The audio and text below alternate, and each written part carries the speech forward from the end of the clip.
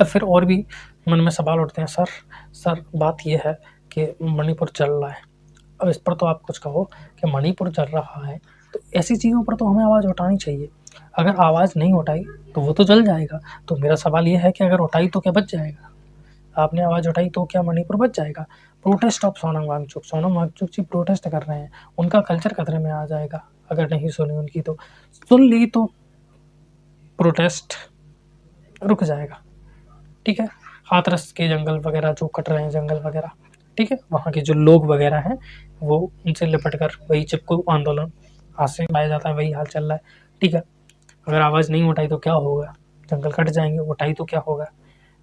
ठीक है, सीमा हैदर का केस चला था, जांच कमेटी बिठाई जानी चाहिए, है ना, हमें इसकी मांग करनी चाहिए।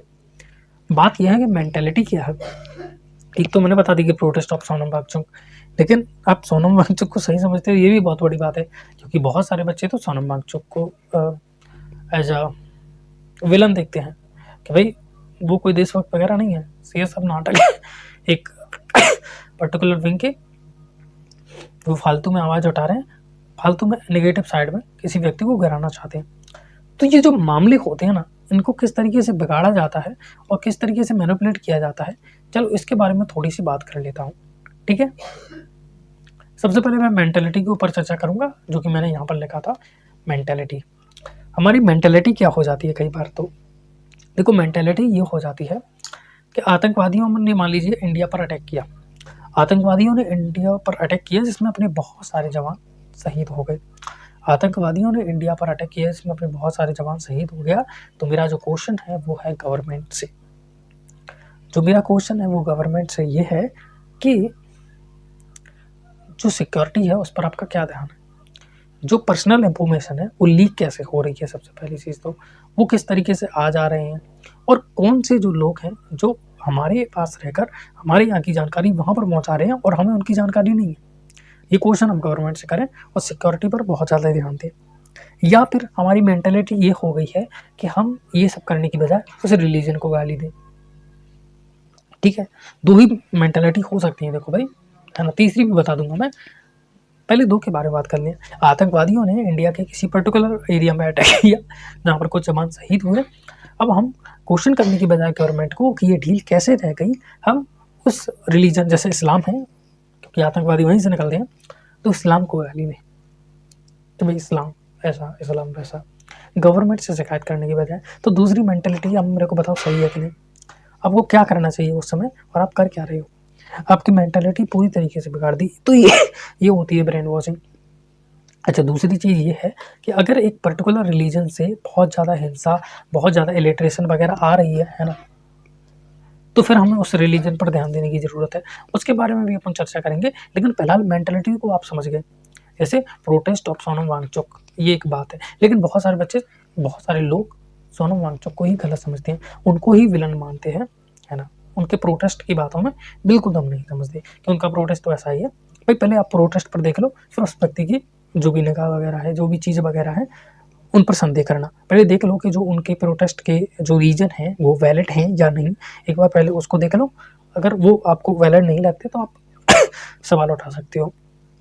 मैं ये नहीं कह रहा, मैं ये कह रहा हूँ कि किसी भी चीज़ को देखने का पर्सपेक्टिव क्या होना चाहिए, और आपका पर्सपेक्टिव बिल्कुल ही उल्टा हो जा रहा है बहुत लंबे टाइम की ब्रेन वॉशिंग के बाद। अब जिनका ब्रेन वॉश्ड है वो तो मैं कह रहा हूँ ना, समझ में नहीं आएगा उनकी, जो अर्ली स्टेज में है, जो अर्ली इन चीज़ों को देखते हो, चाहे लेफ्ट विंग हो चाहे राइट विंग, मैं दोनों के बारे में बात कर रहा हूँ। चाहे आपको ये लग रहा हो कि देश डिक्टेटरशिप में जा रहा है, देश को कब्जा होने वाला है देश, बिल्कुल आप ये समझ के चल रहे हो, या फिर आप दूसरी तरफ से समझ के चल रहे हो, चाहे आप ये समझ रहे हो कि ब्राह्मणों ने बिल्कुल हमें बहुत सताया है दलितों को, और अब तो ब्राह्मणों को ख़त्म हो जाना चाहिए, नहीं तो ब्राह्मण कब्जा कर लेंगे, हमको फिर से गुलाम बना लेंगे, ये आपकी मेंटालिटी है, या फिर जो भी आप सोच रखते हो इस तरीके की तरफ अगर आपकी जा रही है, या आप कोई यूट्यूब वीडियो देखते हो जिनमें यही बताया जाता है, तो भैया दूर हो जाइए, क्योंकि आपको पूरी जानकारी है नहीं और वो आपको एक तरफा जानकारी देंगे। या तो आप उसमें PhD कीजिए फिर, और ऊपर ऊपर से अगर आप जानकारी ले रहे हो तो वो जानकारी लीजिए सॉरी, अगर आप ऊपर से जानकारी ले रहे हो तो वो जानकारी लीजिए जिसमें आपका पर्सपेक्टिव सही रहे। मेंटालिटी के बारे में मैं दोबारा बताता हूँ, जैसे समझने की कोशिश करो, कंट्री एक है वो कंट्री में 2 रिलीजन आते हैं। रिलीजन एक जो कि बहुत ज़्यादा समझदार है, अब बहुत सारे लोग अपने अपने धर्म को समझदार मानते हैं। रिलीजन 2 जिसको लोग अंधभक्त मानते हैं, फलाना ढिमकाना मानते हैं, या फिर ऐसे मान लो रिलीजन 1 को लोग सनातनी समझदार मानते हैं और रिलीजन 2 को लोग ये मुल्ला मियाँ और अब्दुल वगैरह और ये गंवार टाइप मानते हैं। ठीक है, कैसे भी ले सकते हो आप, अपना उदाहरण है, आप अपना अपना ले लो, मैंने 2 बता दिए, 3 4 जैसा भी ले लो। रिलीजन 1 अपना बहुत ज़्यादा समझदार है, रिलीजन 2 इलिटरेट है, गलत मान्यताएं उसकी मैनिपुलेटेड है और समय समय आने पर खतरा भी बन सकता है। तो अब हमारी 2 मेंटेलिटी है, या तो रिलीजन 2 को ख़त्म कर दें बिल्कुल, ये इस देश में रहेगा ही नहीं, मार डालो सबको, निकाल के फेंक दो, या दूसरी मेंटेलिटी हो सकती है नहीं हम इनको सुधारेंगे, इनको एजुकेशन देंगे, इनको फिलोसफिकल पर्सपेक्टिव देंगे, इनको ओपन माइंडेड बनाएंगे, इनके लिए चीज़ों को लाएंगे, इनको विकसित करेंगे। ठीक है, जैसे अब वो था ना कि ज़रूरी नहीं है कोई बुर्का लगाए, ट्रिपल तलाक को हटाना, तो अब ट्रिपल तलाक को हटा रहे हैं तो जिन महिलाओं के लिए कर रहे हैं वो भी तो मुस्लिम महिलाएं ही हैं ना। अब वो भी अगर मुस्लिम महिलाएं हैं, मुस्लिम महिलाओं के लिए ही ये कर रहे हैं ट्रिपल तलाक को हटाना, तो एक तरीके से हम इस्लाम के भले के लिए कर रहे हैं, उनके सुधार के लिए कर रहे हैं। तो एक तो ये पर्सपेक्टिव हो गया कि ख़त्म कर दें, और दूसरा हो गया कि भाई इसमें सुधार लाया जाए, इसमें बदलाव किया जाए, इनमें चीज़ों को सही किया जाए। और जब दूसरा पर्सपेक्टिव कि चीज़ों में सुधार लाया जाए, चीज़ों को बदला जाए, तो उनको एजुकेट करना पड़ेगा। लेकिन कुछ लोगों को मानना है, कुछ लोग रिलीजन उनमें से ये मानते हैं कि ये तो सुधरेंगे ही नहीं, ये तो एक नंबर के ठीक हैं, ये तो नहीं सुधरेंगे। जबकि उनमें से कुछ एथिस्ट होते हैं जिनको वो गद्दार कहते हैं। समझो, एक रिलीजन है जो कि बहुत ज़्यादा समझदार है ना, एक रिलीजन है जो कि बहुत ज़्यादा समझदार, उसमें से कुछ लोग एथिस्ट बन जा रहे हैं, एथिस्ट यानी नास्तिक बन जा रहे हैं। एक रिलीजन बहुत विकसित, बहुत समझदार, बहुत पढ़ा लिखा, लेकिन उसमें से भी कुछ लोग नास्तिक बन जा रहे हैं। तो इनको लग रहा है कि जो रिलीजन 2 है, जो पहले ही से ही इलिटरेट है, गलत मान्यता वाला है, मैनिपुलेटेड है, उसको एजुकेट नहीं किया जा सकता। जब एजुकेशन एक बहुत पढ़ा लिखा है, एक बहुत अच्छे तरीके से विकसित है, उसमें से कोई व्यक्ति एथिस्ट निकल सकता है। जबकि होना ये चाहिए, समझदार व्यक्ति, पढ़ा लिखा व्यक्ति गंवार बन सकता है, तो गंवार व्यक्ति पढ़ा लिखा क्यों नहीं बन सकता? सीधा सा क्वेश्चन है। कौन सा चीज़ ज़्यादा ईजी है? समझदार, पढ़े लिखे, सारी जानकारी होने के बाद कोई व्यक्ति नास्तिकता को चुनता है ना, है ना? समझने की कोशिश करो, समझदार रिलीजन है, बहुत अच्छे से हैं, लोगों का मानना है कि रिलीजन हमारा सही है, लेकिन इनमें से भी कोई लोग नास्तिकता को चुन रहे हैं। तो रिलीजन 2 जो है, जो बिल्कुल पढ़ा लिखा नहीं है, बिल्कुल नहीं है, उसमें से लोग नास्तिकता को क्यों नहीं चुन सकते? उसमें लोगों की कट्टरता क्यों ज़रूरी है? मैं देखो वही चीज़ है, उदाहरण से समझा देता हूँ। मान लो रिलीजन 1 कोई पर्टिकुलर धर्म है और रिलीजन 2 वही इस्लाम है, और इस्लाम में भाई अपने धर्म को लेकर कट्टर मानता है, तो बहुत पढ़ा लिखा, बहुत समझदार धर्म है, उसमें से लोग नास्तिक बन सकते हैं। तो जो कट्टर गंवार धर्म है, उसमें से नास्तिक क्यों नहीं बन सकते भाई? जब समझदार, पढ़े लिखे, जब जिसको सब ज्ञान है, वो नास्तिक बन जा रहे हैं, तो जिसको कुछ ज्ञान नहीं है, मैनिपुलेटेड है, उसको तो नास्तिक बनाया ही जा सकता है ना। और जब उसको नास्तिक बनाया जा सकता है तो उसको सुधारा भी जा सकता है, सुधारा जा सकता है, तो वही बात है। लेकिन रिलीजन वाले के लोग तो मान सकते हैं। तो आप देखो, समझने की कोशिश करो, क्या मेंटेलिटी हो गई आपकी। आपको ये भी लगता है कि आपके धर्म में से बहुत सारे लोग नास्तिक होते हैं जो अपने ही धर्म के साथ गद्दारी करते हैं, और दूसरे टाइम पर आपको यही लगता है कि सामने वाले धर्म को सुधारा नहीं जा सकता, क्योंकि दोनों चीज़ें बिल्कुल उल्टी हैं। अगर एक पढ़े लिखे धर्म में से नास्तिक निकल सकता है, तो अनपढ़ में से तो जाहिर सी बात है नास्तिकों की कमी नहीं होनी चाहिए, नास्तिक ही नास्तिक निकलने चाहिए, जो कि नहीं निकल रहे। यानी कि उनको एक पॉइंट ऑफ व्यू देने की ज़रूरत है, उनको सुधारा जा सकता है, लेकिन आप ये मानने को तैयार नहीं हो। क्यों? क्योंकि जो मेंटेलिटी है वो बिगड़ी हुई है ना। मैं कह रहा हूँ ना, यहाँ पर देखो आपकी मेंटेलिटी को कैसे खेला जा रहा है। आतंकवादियों के घुसने पर आप उनके रिलीजन पर सवाल उठा रहे हो। मैं कह रहा हूँ कि अगर इस तरीके की चीज़ें हो रही हैं तो रिलीजन के ऊपर ध्यान देने की ज़रूरत है कि क्या है जो लोग पराए देश को समर्थन दे रहे हैं, उनको, लोगों को पढ़ाया लिखाया जाए, समझदार किया जाए। लेकिन बात है कि मेन चीज़ तो यहाँ पर है गवर्नमेंट को क्वेश्चन करना कि भाई ऐसा क्या हो रहा है कि यहाँ पर रहने वाले गद्दारों को आप पकड़ नहीं पा रहे, लेकिन वो काम हम कर ही नहीं रहे क्योंकि हमारी मेंटलिटी ख़राब कर दी गई है। यहाँ पर मेंटलिटी, तो इन सारी चीज़ों के बारे में चर्चा कर रहे हैं, ठीक है। मेंटलिटी के बारे में बात कर रहा हूँ ना मैं, तो मेंटलिटी को समझो, ठीक है। औरंगजेब के बारे में आप सभी जानते होंगे। औरंगजेब कैसा था? एक नंबर का कुत्ता आदमी था, मैं भी यही मानता हूँ भैया। औरंगजेब कौन था? एक नंबर का कुत्ता आदमी था। लेकिन मैं एक और औरंगजेब को जानता हूँ, एक आर्मी ऑफिसर था, कई आतंकवादियों को ढेर किया था। और सबसे जो अहम और ज़रूरी बात है ये कि वो मरे नहीं थे बल्कि वो शहीद हुए थे। और ये बात मैं किसी और के बारे में नहीं कर रहा, मैं औरंगज़ेब के बारे में ही कर रहा हूँ। तो जो लोग ये समझते हैं कि एक पर्टिकुलर रिलीजन में से अच्छे नहीं निकल सकते, जिसको इलिटरेट समझते हैं, मैंने एक उदाहरण दिया है, ठीक है। हिंदू धर्म में आपको तो छत्रपति शिवाजी महाराज में कह ही नहीं सकता, लेकिन मान लो जिनको लगता है कि मुस्लिम इस्लाम में ऐसा है, तो मैं बता दूं औरंगजेब नाम का कोई व्यक्ति, एक आर्मी ऑफिसर, जिसने आतंकवादियों को ढेर किया था। और जब उसे आतंकवादियों के गिरोह ने पकड़ लिया था और उससे जब पूछा था कि क्या तुम ही ने आतंकवादियों को मारा था, तो वो बंदा कहता नहीं मैंने नहीं मारा था, मैं तुम्हें राज बता दूंगा, फलाना ठिकाना बता दूंगा, कुछ भी कर सकता था। उसने जितने भी आतंकवादी थे ना, उन सबके सामने छाती ठोक के कहा कि आपके सारे साथियों को मैंने ही मारा था। उनके बाद वो भी शहीद हो गए। तो उन्होंने छाती ठोक के कहा था, उन्हें पता था कि सामने वाला मेरे को मार देगा ये जानने के बाद, लेकिन फिर भी उन्होंने छाती ठोक के कहा था कि हाँ मैंने आपको साथियों को मारा था और इस व्यक्ति का नाम भी औरंगजेब ही था। तो मैं आपको क्या समझाने की कोशिश कर रहा हूँ कि अपनी थोड़ी मेंटेलिटी पर ध्यान दो। चीज़ें अगर बहुत ख़राब हैं तो उनको सुधारा जा सकता है। अगर आप किसी कट्टरपंथिता में जा रहे हो या पॉलिटिक्स में बहुत गहराई से उलझ रहे हो, तो आपको कोई ज़रूरत नहीं है। अगर आप आवाज़ नहीं उठाओगे तो भी कोई दिक्कत नहीं है। बहुत सारे ऐसे लोग हैं जिनकी पढ़ाई पॉलिटिक्स से रिलेटेड है। भाई यूपीएससी वगैरह आप पढ़ रहे हो तो जाहिर सी बात है वहाँ पर फिलॉसफी आएगी, हिस्ट्री आएगी और वहाँ पर आपको पॉलिटिक्स को भी समझना पड़ेगा। एमबीबीएस में पॉलिटिक्स की ज़रूरत है नहीं, जेडब्ल्यू में पॉलिटिक्स की ज़रूरत है नहीं। तो वहाँ पर क्यों? देखो एक स्टूडेंट लाइफ जो होती है ना, जो एक स्टूडेंट लाइफ होती है ना, ये मैंने लिखा है यहाँ पर, टाइम की, सिलेबस की, फोकस की, आपकी कामनेस की, आपकी शार्पनेस की, सारी चीज़ों की बहुत ज़रूरत पड़ती है मेरे दोस्त। इनको ये फालतू की चीज़ों में क्यों तुम खर्च कर रहे हो?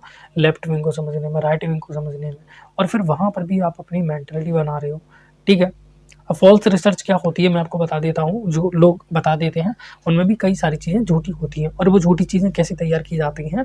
जैसे एक नेता है, उसकी पार्टी करंट में थी, तो नेता को सपोर्ट मिल रहा था, चुनाव थे तो उसने बहुत ज़्यादा क्राइम किए और जो चुनाव थे जीत लिए, लोगों पर जाहिर सी बात है क्राइम वगैरह किए, धमकाया, ज़बरदस्ती पोलिंग में वोट डाले और उससे पर्टिकुलर चुनाव को जीत लिया, है ना। अब उसको रोकने वाली अपोजिशन पार्टी थी, तो उसने क्राइम में क्या किया? उसने अपोजिशन के जो 15 मुख्य नेता थे उन सभी को गिरफ्तार करवा दिया, उन पर कोई ना कोई आरोप लगा दिया और वही फर्जी वोटिंग करवाई और फलस्वरूप वो चुनाव जीत गया।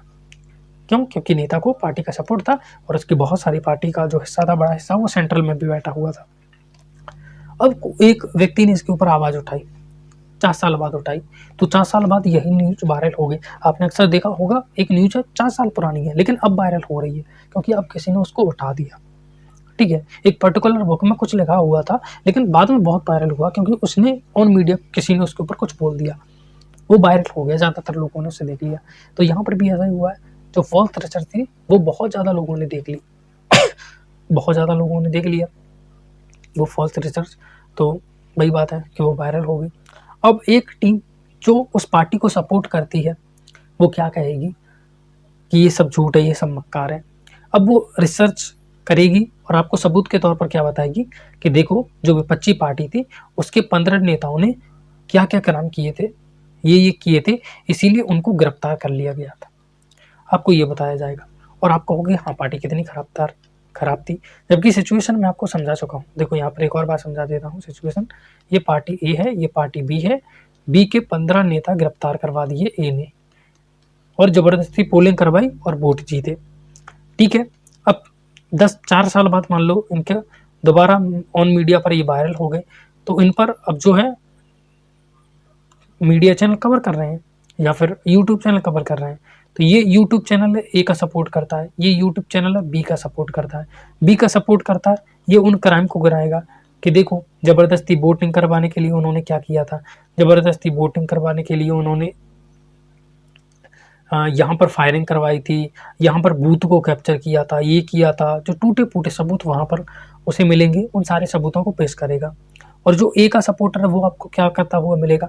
ए का सपोर्टर है वो 15 नेताओं को बताएगा कि ये जो 15 नेता थे, इसने ये क्राइम किया था, इसने वो क्राइम किया था, दूसरे नेता ने वो क्राइम किया था और इसीलिए वो जेल चले गए थे। मैंने बता दिया आपको जेल क्यों गए थे। जेल उसको ज़बरदस्ती डलवा दिया था कोई ना कोई आरोप लगा के, ताकि ये चुनाव जीत जाए। तो अब 4 साल बाद बात हुई, तो बात में जो जो सारे फैक्ट थे उनका हलवा किस तरीके से हो गया। ए ने आपको चीज़ों को अलग तरीके प्रस्तुत किया, बी ने आपको चीज़ों को अलग तरीके से प्रस्तुत हुआ। अब ए के सपोर्टर ए को मार रहे हैं, बी के सपोर्टर बी को मार रहे हैं। कोई चीज़ों को रैशनली नहीं देख पा रहा, कोई खुद का रिसर्चर तो है नहीं, किसी को जो पूरी कहानी है उसके बारे में पता नहीं है, बस वही टूटे फूटे फैक्ट के ऊपर कह रहे हैं। और आवाज़ उठाना जरूरी है, वरना फलाना ढमकाना हो जाएगा। मैं ये नहीं कह रहा मणिपुर का मुद्दा, मैं ये नहीं कह रहा कि ये मुद्दा, मैं कह रहा हूँ इनके ऊपर हर व्यक्ति आवाज़ नहीं उठा सकता। इनके ऊपर वही आवाज़ उठाए जिसको पूरी तरीके से जानकारी है। आप नॉलेज को के साथ आप इनका सपोर्ट करोगे तो भाई दिक्कत ही है, वही बात कह रहा हूँ मैं आपको। ठीक है, आप सीधा मना कर दो। ठीक है, ये भाई मणिपुर बर्निंग, थोड़ा आगे निकलते हैं। गवर्नमेंट मेंटलिटी, इन सारी चीज़ों पर अपन चर्चा कर चुके हैं। वही देखो, डिक्टेटरशिप हो गई, चाहे रिलीजन को ऑक्यूपाई करना हो गया, जैसे इस्लाम हमारे रिलीजन को ख़त्म कर देगा और हमारे देश पर कब्जा कर लेगा, या फिर जो सनातन है वो इस्लामियों को बाहर खदेड़ फेंकेगा, या जो भी लोगों की मान्यता है।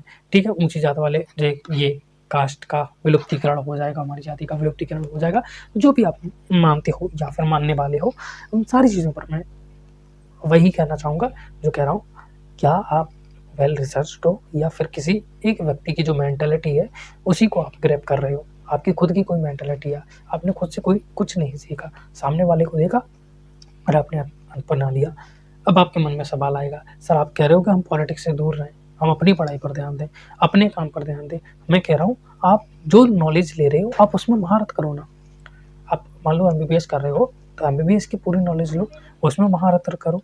ये थोड़ी है कि जो नहीं कर रहे उसमें, सर ऐसे तो हमें एक्सपेंड ही नहीं कर पाएंगे कि हमें एक फील्ड की पर्टिकुलर जानकारी होगी और चीज़ों के बारे में ज़्यादा जानकारी नहीं होगी। तो मैं कह रहा हूँ ना, आपसे लिमिटेड रहो। क्यों आपको एक्सपेंड करना है, क्यों आपको सारी चीज़ों को जानना है? आप खुद चीज़ों को जानो और लिमिटेड रहो। आपने बैटमैन मूवी देखी होगी, तो बैटमैन में बैटमैन अपनी फिलॉसफी थोड़ी समझाता है कि मैं एथिस्ट हूँ, क्या हूँ। कैप्टन अमेरिका देखी होगी, तो कैप्टन अमेरिका से ही मुझे एक चीज़ आई। कैप्टन अमेरिका में कहता है there was only one god. ठीक है, जब वो थॉर को देखता है, जबकि आप सभी जानते हो कि जो एवेंजर्स है वो नॉर्थ माइथोलॉजी वगैरह उधर से ही इंस्पायर है, और उधर थॉर एक गॉड है, एक भगवान है थॉर। जैसे इंद्रदेव हो ना तूफान के देवता, तो वैसे ही थॉर तूफान का देवता है, बिजली वगैरह वो कंट्रोल करता है। लेकिन कैप्टन अमेरिका उसे मानने से इनकार कर देते हैं। कैप्टन अमेरिका को मल्टीवर्स की कितनी नॉलेज होगी? बिल्कुल नहीं, उनको तो बिल्कुल नॉलेज नहीं है। लेकिन इसका मतलब है वो फेल हो गए? नहीं, वो लिमिटेड थे। लेकिन जहाँ तक वो लिमिटेड थे वहाँ तक उनके पैर अच्छे से जमे हुए थे। तो मैं कह रहा हूँ लिमिटेड रहो। जॉनरा तो बहुत सारे हैं। अब कॉमेडी के बारे में कितना जानकारी लेना चाहोगे? कॉमेडी में एक फील्ड नहीं आती, कॉमेडी में ही आजकल रोस्टिंग आ गई है। रोस्टिंग के आजकल कई सारे चैनल चल रहे हैं। एक इंडिया गॉट टैलेंट है, मैंने नहीं देखा हालांकि, पर वो अभी खूब वायरल चलता है, ट्रेंडिंग वगैरह में चलता है। कैरी मिनाटी और कई सारे यूट्यूब चैनल हैं जो रोस्टिंग का ही काम चलते हैं। कॉमेडी में फिर राजपाल यादव वगैरह और जो जो वैसे कॉमेडी करते हैं। फिर कई सारे यूट्यूब चैनल हैं, ठीक है, अमित बड़ाना वगैरह, जो इंडिपेंडेंटली यूट्यूब पर कॉमेडी करते हैं। ठीक है, तो कॉमेडी के कई सारे चैप्टर हैं, कॉमेडी कैसे करनी चाहिए, कॉमेडी के कितने टाइप होते हैं। जैसे एक तरीके की कॉमेडी होती है कि आप सिचुएशन में जाके कॉमेडी कर रहे हो, एक तरीके की होती है कि आप कॉमेडी कर रहे हो बस ताकि आपको लोगों को लग सके कॉमेडी। तो मैं ये नहीं कि कॉमेडी आपको सिखा रहा हूँ, मैं सिर्फ ये बता रहा हूँ कि कॉमेडी को समझने जाओगे तो वो एक पूरी फील्ड है जिसमें आपको पढ़ाई करनी पड़ेगी, एक्टिंग करनी पड़ेगी, तब सीखोगे। गेमिंग के बारे में तो इंडिया में उतना है ही नहीं अभी। कुछ ही यूट्यूब चैनल है, उदाहरण के लिए BBS और कुछ और यूट्यूब चैनल लेजीएस वगैरह करके एक चैनल है, और कुछ को मैं जानता हूँ जो वाकई में इंडियन गेमिंग पर ध्यान देते हैं। बाकी तो कुछ रिपीटेड गेम्स को ही खेलने वाले हैं, और मैं ज़्यादा देखता भी नहीं हूँ उनको गेमिंग वगैरह को। लेकिन फिर भी मैं कह रहा हूँ गेमिंग एक पूरी फील्ड है जिसके बारे में इंडिया में बहुत ज़्यादा एक्सप्लोरेशन अभी भी नहीं हुआ है। चाहे वो गेम डेवलपिंग भी एक चीज़ होती है ना, गेम को डेवलप करना, रेंडर करना, उसकी सारी चीज़ों को समझना है। ऐसा थोड़ी कि PUBG खेल रहे हो और आप गेमिंग में उतर गए, नहीं, वो गेमिंग नहीं होती। सिनेमा, उसको समझना, चाहे सिनेमा में मैंने कहा था ना PJ जैसे चैनल है, क्योंकि ये कुछ ज़्यादा वायरल है। देखो होता क्या है, जैसे टेक्नोलॉजी आई, कुछ चीज़ों को ज़्यादा बूस्टअप मिल गया, तो उनके बारे में लगभग हर व्यक्ति थोड़ी बहुत नॉलेज रखता है। तो सिनेमा में PJ और जो मूवी रिव्यू वगैरह चैनल बहुत ज़्यादा हैं जिनके बारे में आपको जानकारी होगी। मिलियंस ऑफ सब्सक्राइबर हैं, लाखों लोग जुड़े हुए हैं, वीडियो ट्रेंडिंग में चलती हैं ये, और भी सारे वर्किंग काम है। न्यूज़ वगैरह हो गई, आर्टिस्ट हो गए, आर्टिस्ट में जैसे पेंटिंग वगैरह हो गई, स्केच वगैरह हो गई। अभी जो मैं पढ़ा रहा हूँ आपको पेन टैबलेट से पढ़ा रहा हूँ, तो इन पेन टैबलेट से बहुत सारे काम होते हैं। जैसे आप जो CGI वगैरह देखते हो तो उसमें जो चीज़ें ड्रॉ वगैरह करनी होती है, पोस्टर तैयार करने होते हैं, वो सब इसी से होता है। तो उसमें आर्टिस्टिक चाहिए होती है ना। डबिंग का काम हो गया, वॉइस डबिंग, उसके भी कई सारे चैनल, संकेत मात्रे का नाम आपने सुना होगा। कॉमिक्स हो गई, मांगा हो गई, है ना, अटैक ऑफ टाइटन वगैरह थी, वो भी खूब वायरल थी, है ना। कई सारी बुक्स हो गई जिनको पढ़ना होगा, फिलॉसफी हो गई, अब आयुर्वेद हो गई, आयुर्वेद में भी बहुत सारी चीज़ें पढ़नी हो गई, मेडिसिन हो गई, मेडिसिन जो आप तैयारी कर रहे हो, ठीक है, MBBS, या फिर आप जो भी दूसरी तैयारी कर रहे हो, वो ज़रूरी नहीं MBBS हो, सर्जरी हो गई, है ना। MBBS में दोनों चीज़ आती है, master of medicine and master of surgery, ठीक है। एडमिनिस्ट्रेटिव सर्विस हो गई, आर्मी का एक्सपीरियंस हो गया। सर मैं इनको क्यों बता रहा हूँ, क्योंकि मैंने कहा ना, आप लिमिटेड रहो। हो सकता है आर्मी वाले व्यक्ति को बहुत ज़्यादा जानकारी, एक व्यक्ति है जो आर्मी से रिटायर हुआ है, उसको बहुत ज़्यादा जानकारी नहीं है इस पॉलिटिक्स के बारे में, ये पॉलिटिक्स में क्या कुछ चल रहा है ये नहीं, लेकिन उस व्यक्ति से आप उसकी जर्नी के बारे में पूछना तो वो बोलेगा कि जो आर्मी में मैंने सीखा है ना, जो आर्मी की लाइफ में जो डिसिप्लिन और जो चीज़ें मैंने सीखी हैं, जो अनुभव की हैं, मैं ज़िंदगी में किसी भी फील्ड में चला जाता वो चीज़ें कभी अनुभव नहीं कर पाता। तो वो ऐसी क्या चीज़ है जो आपको वो बयां भी नहीं कर सकता, वो सारी चीज़ें उसने आर्मी में एक्सपीरियंस कर ली, क्योंकि वो एक फील्ड है। और आपको एक फील्ड को, पॉलिटिक्स के बारे में दोबारा बता देता हूँ, पॉलिटिक्स एक फील्ड है और एक ऐसी फील्ड है जो और फील्डों को समेटती है, चाहे हिस्ट्री हो गई, चाहे और चीज़ हो गई। और जब तक आप प्रॉपर रिसर्च करना खुद से नहीं सीख जाते, तब तक भाई आप कैसे ये कह सकते हो कि आपका इसमें अच्छा खासा हाथ है। और अगर नहीं है और तो फिर फालतू में टाइम मस्त वेस्ट कीजिए ना। चाहे नेवी का एक्सपीरियंस हो जाए, चाहे टेक्नोलॉजी हो जाए, चाहे एनिमेशन हो जाए, कार्टून हो जाए, जब मैं कहूँगा कि आपको पॉलिटिक्स में जाना है, जब आपको लगे कि आप पॉलिटिक्स में ही जाना चाहते हो, पॉलिटिक्स में कदम रख रहे हो, पॉलिटिक्स जाना आपके लिए ज़रूरी है, उसी की पढ़ाई है, ये सारी चीज़ें IAS वगैरह एडमिनिस्ट्रेटिव सर्विस में जा रहे हो, फिर तो फिर आप पॉलिटिक्स को समझो, गहराई से उतरो, उसके मज़े लो, सारी चीज़ों को करो। लेकिन जो ऊपर से जो जनरली होता है, मैं कहूँगा कि वहाँ पर आप लिमिटेड रहो। उम्मीद करता हूँ मैं, इतनी लंबी वीडियो है, 40 मिनट से ऊपर हो गए होंगे, हालांकि गैप में डालूंगा, तो यहाँ पर आप समझ पा रहे होंगे कि मैं क्या कहना चाहता हूँ। तो मैं अपने बारे में बता देता हूँ, मैं एक टीचर हूँ और एक स्टूडेंट भी हूँ, फिजिक्स, बायोलॉजी और मैथमेटिक्स से संबंधित।